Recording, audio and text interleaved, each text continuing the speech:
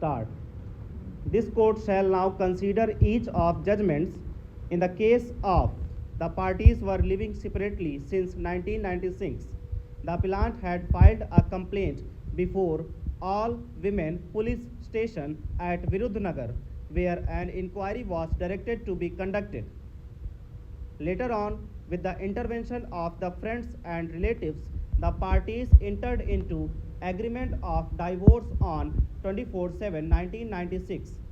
It was also registered in the office of Joint Sub-Registrar. The appellant received a sum of rupees 25,000 as a permanent alimony.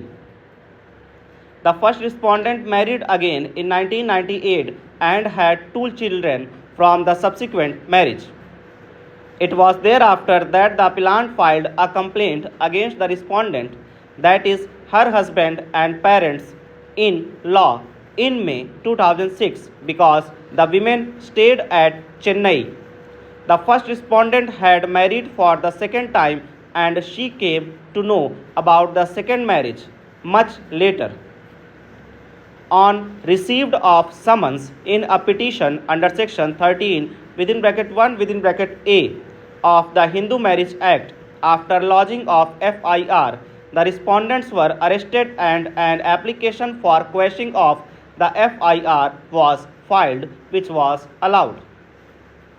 The appellant, being aggrieved against such order, approached the Honorable Supreme Court on the ground that since investigation on the FIR was still going on, the High Court ought not to have interfered, only on the basis of the statements made by the respondent before the court. The respondent had asked the Honorable Supreme Court that the High Court did not commit any error, as the deed of divorce dated 24/7/1996 was registered document. Therefore, the public document of which judicial notice could have been taken by the High Court.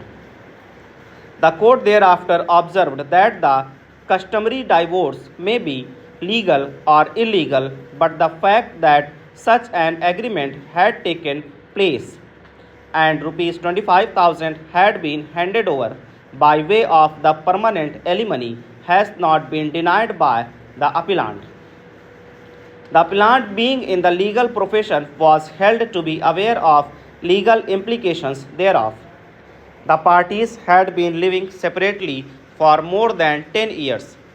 If the parties were living separately for so long, a case under section 498A of the Penal Code could not be said to be made out at such distant point of time, particularly in view of the bar of limitation as contained in section 468 of the CRPC. Considering the facts of the case, that Honorable Supreme Court observed that it was unbelievable that the appellant was really harassed by the husband and her in-laws.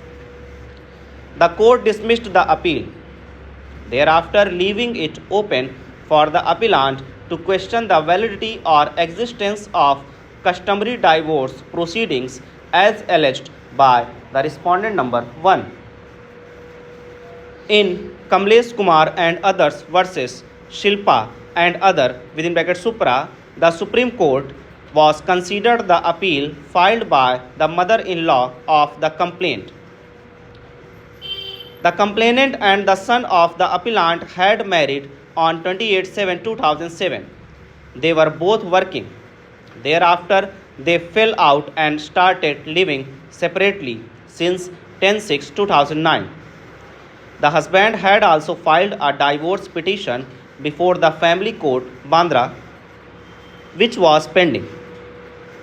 After a gap of nearly 3.5 years, that is on 28/1/2013, wife Shilpa filed a complaint in Delhi seeking registration of FIR against the husband and his family along with his relatives. Articles were alleged to be in the possession of all the accused.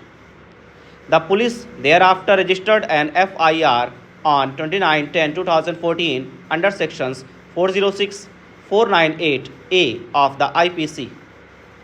The only allegation against the appellant was that, being mother-in-law, she had demanded the salary of the complainant and took possession of all wedding gifts and case, etc., that were given by the parents of the complainant to her. The entire Stridhan of the respondent was with the mother-in-law. Over.